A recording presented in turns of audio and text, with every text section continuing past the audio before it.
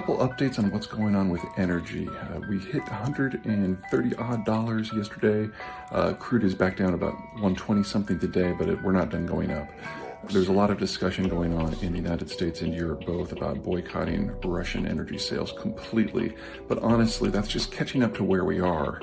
What's going on is that insurers are not covering ships that are going to pick up crude at Russia's Black Sea ports. Captains don't want the stuff on their boats, so they're not sailing to even ports that are allowed. And even if you do get Russian product out of the country, you then have to find a place where the dock workers will actually unload it. And that's just not happening almost anywhere in the European sphere. We're even hearing some reports that the Russians are starting to have problems selling crude out of their Pacific loading port. Now, all this has led to a lot of speculation that the Chinese are going to be able to swoop in and just grab 100% market share from everything that other folks are not buying. With some products, there might be some truth to that, but not with oil. The problem is infrastructure. The pipes that supply the Chinese with Russian crude tap different fields than the pipes that supply the Europeans with Russian crude. And if you can't get Russian crude from the West onto a tanker, there is no way to get it to China. It just gets shut in.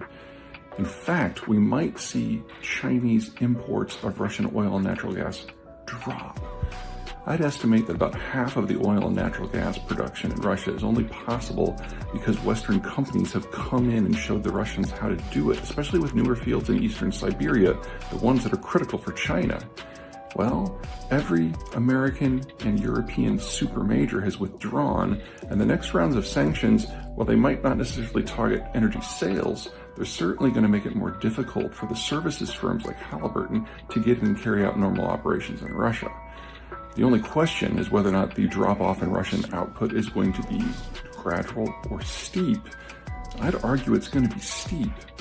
One of the things we saw back in 1989, when the Russian system, the Soviet system, collapsed, is when there wasn't enough demand in Russian industry, pressure started building up in the pipes from the point of consumption or the point of sale all the way to the wellhead, and they had to shut the whole thing down.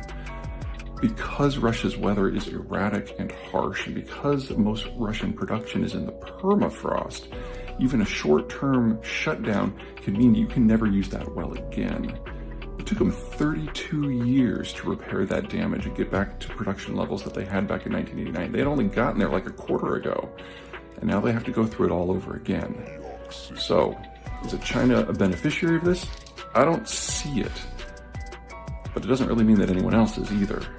Oil prices are going up, and if you remove Russia's 5 million barrels of crude exports a day from the market, if we stop at $200, I'd consider us lucky. Well, that's kind of a sad note to end on, but until next time.